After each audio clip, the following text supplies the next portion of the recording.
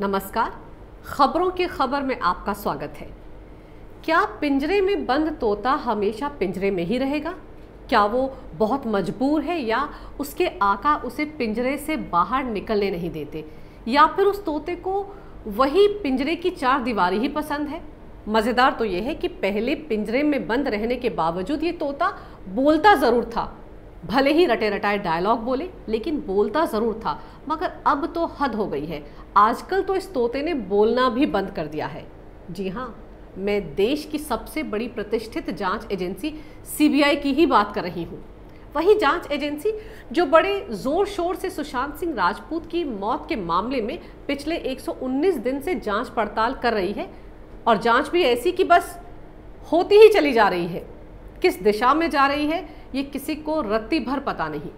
दिलचस्प तो ये है कि एम्स की रिपोर्ट के लीक होने के बाद से ये रट्टू तोता पूरी तरह से खामोश हो गया है। ये ना हाँ बोल रहा है, ना बोल रहा है। मेरा मतलब आजकल सीबीआई की तरफ से कोई भी बयान सामने नहीं आ रहा है। आपको याद होगा, करीब 10 दिन पहले बात यहाँ तक पहुँच गई थी कि सीबीआई के डायरेक्टर सुशांत सिंह राजपूत मामले की उस फाइल पर दस्तखत करने ही वाले हैं, जिसके बाद सुशांत के मामले में सेक्शन 302 के तहत हत्या का केस दर्ज कर लिया जाएगा। ये खबरें लगातार सुर्खियों में बनी हुई थी। बस हर कोई इस बात के इंतजार में था कि सीबीआई के डायरेक्टर उस फाइल पर दस्तखत कब करते हैं।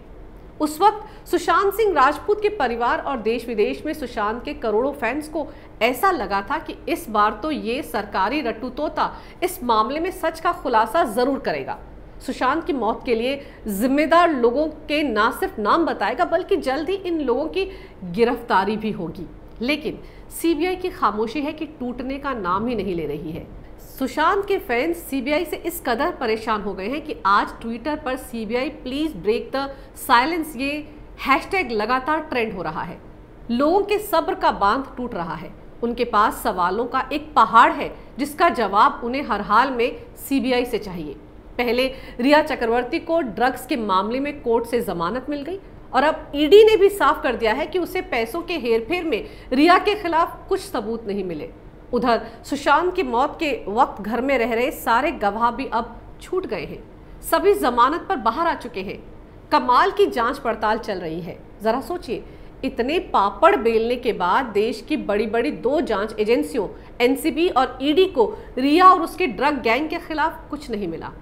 सुशांत के खाते से 70 करोड़ कहां लापता हो गए ये भी ईडी को पता नहीं चल पाया। ढूंढ ढूंढ कर थक गए सारे सबूत। देखा जाए तो एम्स के forensic expert doctor Sudhir Gupta की रिपोर्ट के बाद तो ऐसा लग रहा है इस मामले की जांच कर रही तीनों जांच एजेंसियों को सांप सूंघ गया हो। 2 ने तो हाथ खड़े कर ही दिए हैं और तीसरी पूरी तरह म्यूट मोड पर चली गई है। एम्स के डॉक्टर सुधीर गुप्ता के गूफअप के बाद सभी की नजरें सीबीआई की तरफ लगी हुई थी। लोग ये जानना चाहते हैं सीबीआई से कि सुशांत के घर पर 3 बार घटना को रिक्रिएट करके उन्हें क्या हासिल हुआ। मौके पर मौजूद सभी गवाहों को क्या सीबीआई ने क्लीन चिट दे दी है? पिठानी को कैसे सीबीआई बख्श सकती है? उसने फांसी के फंदे पर लटके सुशांत के शव की तस्वीरें क्यों नहीं ली, जबकि सुशांत के अंतिम संस्कार के वक्त वो कूद कूद कर तस्वीरें खींच रहा था?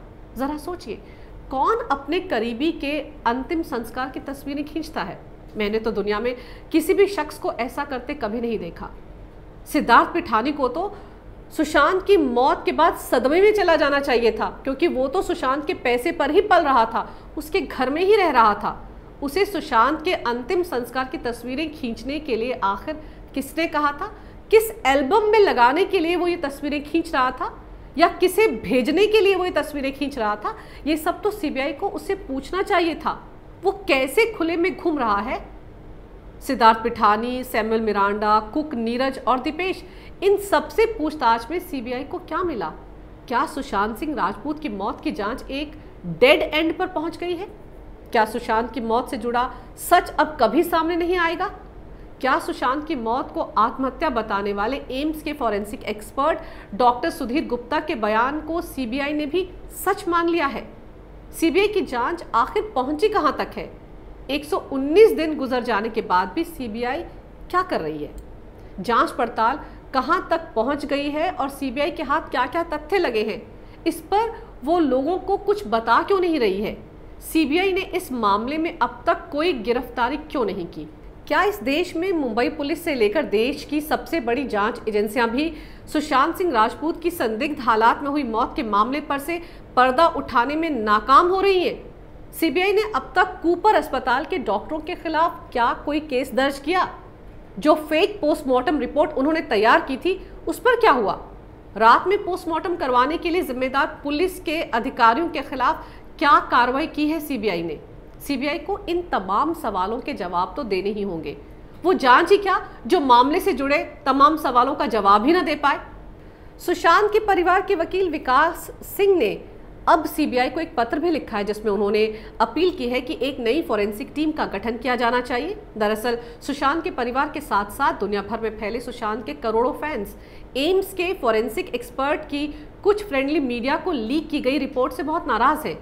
किसी की समझ में नहीं आ रहा है कि कूपर अस्पताल के डॉक्टरों की आधी अधूरी पोस्टमार्टम रिपोर्ट, ऑटोप्सी रिपोर्ट और खराब हो चुके विसरा के आधार पर डॉक्टर गुप्ता ने आत्महत्या की कहानी कैसे गढ़ दी? क्या सीबीआई की खामोशी ये कह रही है कि एम्स की तरह सीबीआई ने भी सुशांत की मौत को आत्महत्या मान लिया है?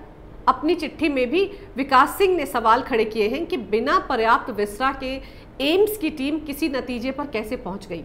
जाहिर है सुशांत का परिवार भी इस सुसाइड थ्योरी के प्रोपेगेंडे से काफी आहत है। उनका कहना है कि बिना सबूतों के इतनी आसानी से इस मामले को एक सुसाइड केस बताना सरासर गलत है। विकास सिंह के मुताबिक इस बात की जांच होनी चाहिए कि रिया चक्रवर्ती उन्हें ड्रग्स देती थी या नहीं।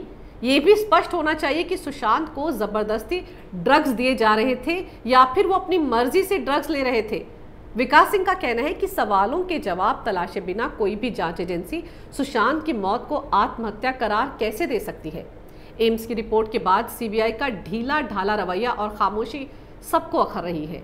देखा जाए तो सुशांत सिंह राजपूत की संदिग्ध हालात में हुई मौत की जांच पड़ताल के हर पहलू पर अब तक सिर्फ सवाल ही सवाल उठे हैं। जांच से जुड़े हर कदम पर कहीं भी कोई पारदर्शिता नहीं बरती गई है। एम्स के forensic expert doctor Sudhir Gupta की भूमिका तो सबसे ज्यादा संदिग्ध है इस मामले में। जिस तरीके से उन्होंने फॉरेंसिक रिपोर्ट कुछ फ्रेंडली चैनल्स को लीक की, वो तो सरासर अपने प्रोफेशनल एथिक्स के साथ एक बहुत बड़ा धोखा है। उन्हें अपनी रिपोर्ट चुपचाप तरीके से सीबीआई को सौंपनी थी, लेकिन उन्होंने जानबूझकर फ्रेंडली मीडिया के कुछ चैनल्स में ये रिपोर्ट लीक करवा दी। और उसकी टाइमिंग देखिए, रिया चक्रवर्ती की जमानत की अर्जी पर सुनवाई से 2 दिन पहले ये रिपोर्ट लीक की गई थी। और फिर इसके बाद रिया के लिए न्याय मांगने वाली बिरादरी का रिएक्शन ही देख लीजिए। कैसे वो सब के सब सीआर रिया की रिहाई की मांग पर अड़ गए। चाहे वो स्वरा भास्कर हो, जावेद अख्तर का बेटा फरहान अख्तर हो, अनुराग कश्यप हो या फिर ऋचा चड्ढा हो, रिया के हमदर्द एकाएक अपने अपने बिलों से बाहर आकर हुआ करने लगे। और तो और इस भेड़ चाल में कांग्रेस के लोकसभा में नेता अधीर रंजन चौधरी का रिया प्रेम भी जाग उठा। वो भी रिया की रिहाई की मांग को लेकर ट्विटर पर सक्रिय हो गए। कहने का मतलब ये है कि इस तरह के अनप्रोफेशनल रवैये के लिए तो डॉक्टर सुधीर गुप्ता की एम्स से हमेशा के लिए छुट्टी कर देनी चाहिए। यही वजह है कि सुशांत के परिवार के वकील विकास सिंह ने सीबीआई से डॉक्टर सुधीर गुप्ता की अगुवाई में बने पैनल की भूमिका को जांचने परखने की भी मांग की है। दरअसल संदिग्ध मामलों की जांच में जुटे डॉक्टर्स की टीम द्वारा ऐसे बयान मेडिकल काउंसिल ऑफ इंडिया के नैतिक दिशा निर्देशों के भी खिलाफ माने जाते हैं। इस मामले में भी डॉक्टर गुप्ता को अपनी रिपोर्ट सिर्फ सीबीआई को ही सौंपनी थी, लेकिन उन्होंने क्यों ये रिपोर्ट फ्रेंडली मीडिया में लीक की, इसकी पड़ताल तो होनी ही चाहिए। डॉक्टर सुधीर किसकी नज़रों में हीरो बनने की फिराक में थे या किसको खुश कर रहे थे और क्यों खुश कर रहे थे, इस पर अभी तक कार्रवाई हो जानी चाहिए थी, पर कुछ नहीं हुआ।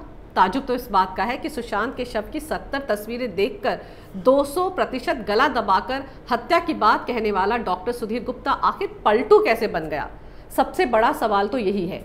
सीबीआई अगर सही मायने में अब भी पिंजरा तोड़कर अपनी साख बचाना चाहती है तो जल्द सामने आकर बताए कि उसकी जांच में क्या क्या तथ्य सामने आए हैं। सच पर से पर्दा उठाए, बताए लोगों को कि वो किसी के दबाव में आकर काम नहीं कर रही है और ना ही किसी के दबाव में आकर खामोश है। देश की जनता जवाब मांग रही है, लोगों का भरोसा टूटता जा रहा है, सरकार और जांच एजेंसियों से विश्वास खत्म होता जा रहा है। अब आखिरी उम्मीद सीबीआई से ही है, और अगर अब भी लोगों को जवाब नहीं मिला तो ये साबित हो जाएगा कि इस देश में अगर आपके पास पैसा है, रसूख है, तो आपका कोई कुछ भी नहीं बिगाड़ सकता। अगर आपको मेरा ये वीडियो अच्छा लगे तो कृपया इसे लाइक करें, शेयर करें और हमारे चैनल को सब्सक्राइब ज़रूर करें। देखते रहिए कैपिटल टीवी। अगर आपको हमारा वीडियो पसंद आया हो तो इसे लाइक करें, हमारे चैनल को सब्सक्राइब करें और हाँ, बेल आइकन दबाना ना भूलें ताकि आप तक हमारे वीडियो की नोटिफिकेशन पहुंचती रहे। आप अपना सुझाव हमें कमेंट बॉक्स में दे सकते हैं। हमारे साथ जुड़ने के लिए शुक्रिया।